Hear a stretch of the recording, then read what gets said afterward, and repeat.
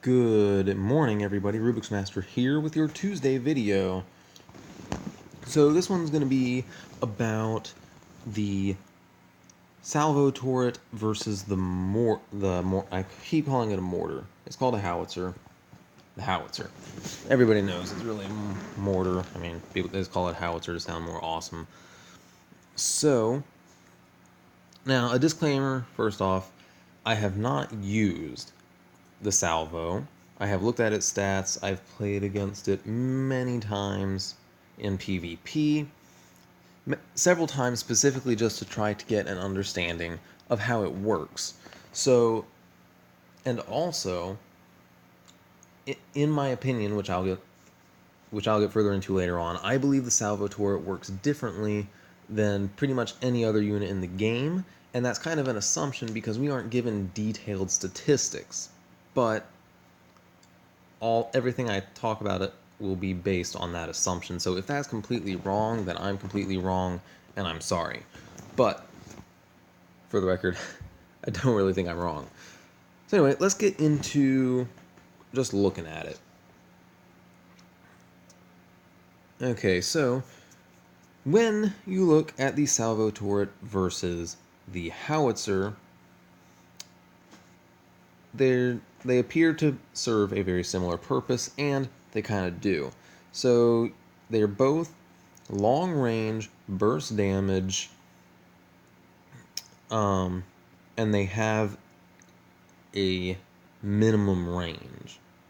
Once a unit gets inside that range, they cannot be shot anymore. So the range of the howitzer is 440. The range of the salvo is 500. That's a lot. However, the ring that they can hit, that includes both their maximum and minimum ranges, is about the same size. Which means when you're fighting a howitzer and you're using a standard S13 platoon, you have to move the S13s just inside the S13's maximum attack range to be out of range of the howitzer. If you just take your S13s and tell them to attack a howitzer, while they're attacking it, they're still in range of a howitzer. Not so with a salvo. If you set your S13s to attack a salvo and they reach their maximum range and stop to attack it, the salvo can't hit it anymore. So that's the differences in range. Now, if you look at the damage per second, that's where things get a little bit screwy. You look at the howitzer's damage per second, and it's 81. That seems really low. Look at the salvo's damage per second, 520. Holy crap. That's a lot. So, this is where it gets a little weird. As you saw in my base, I still use the howitzer. I'm not going to upgrade to a salvo unless I see someone just decimate with it. Whatever. So, the reason I think this damage per second is so high, and I mean, if you look, it's even higher than the railgun. Way higher than the railgun. The turret, of course, 300 is way higher than the turret. And it does fire a little bit faster than the howitzer. So when we get into, again, we don't have these statistics given to us in the game to look at. When you get into units that fire multiple shots at once, such as the S13 and rocket buggy and the one defense turret we have that does it, the salvo turret, I believe that the damage per second is referring to, it is distributed between all the individual projectiles. So we don't have a problem with this when we're looking at rocket buggies and S13s, because the spread on those rockets isn't really enough to affect their total damage given to a target, especially with their area of effect, and also especially against large targets like defense platforms. That spread doesn't give us any reason to fear missing a rocket or whatever. But when you look at the salvo turret, that shoots, I don't know exactly how many. It's more than 5. it shoots a lot of rockets at one time, and they are over a huge area. So the damage per second is 520. Let's just say it fires a shot every 3 seconds.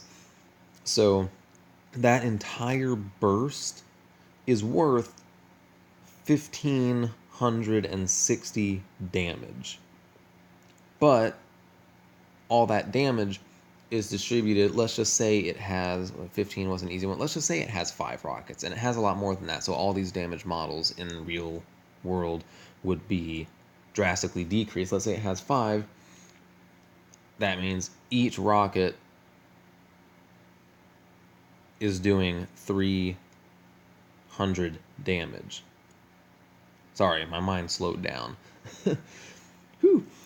So each of the individual rockets from the Salvo turret is doing 300 damage. And what we've gathered from our other experience with area of effect damage units is the area of effect is actually really small. So your S-13s, while they do area of effect, that area of effect is really tiny. So it's not like one rocket can hit near 3 units and do massive damage to all the units if the units are a little bit apart. It's not going to happen. So if you're attacking with one unit, even though that one salvo turret does 1,500 damage in one shot, if only one of those rockets hits your units, you only take 300 damage.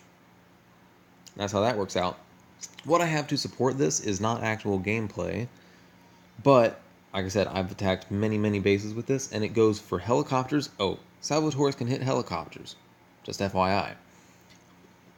When salvo turrets hit helicopters, hitting almost the entire squad of helicopters, I carry a squad of 5 helicopters,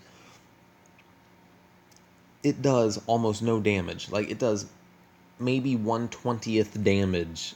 1/20th of that little health bar of the platoon goes down. Same thing with S-13s. Even if my S-13s get hit, the overall health doesn't really go down. Because let's just say 8 rockets. 8 rockets would take it down to, what, below 200 damage per rocket? Yeah, below 200 damage. If it shoots 8 rockets, each individual rocket is doing less than 200 damage. So if it shoots 8 rockets and I have 8 S-13s and each rocket hits 1 S-13, each S-13 only takes less than 200 health, which is a small fraction of its health. So tiny. So I think we've beat up these stats enough. You kind of get the idea that even though it does this massive damage, it's spread out over a massive area. So the few units it may actually hit don't actually take that much damage. So if the only advantage salvo turrets have over howitzers is their range. In my base, you'll see that I use the howitzer. He's kind of an essential point, and if you look at his bubble, he protects all my other turrets. For anyone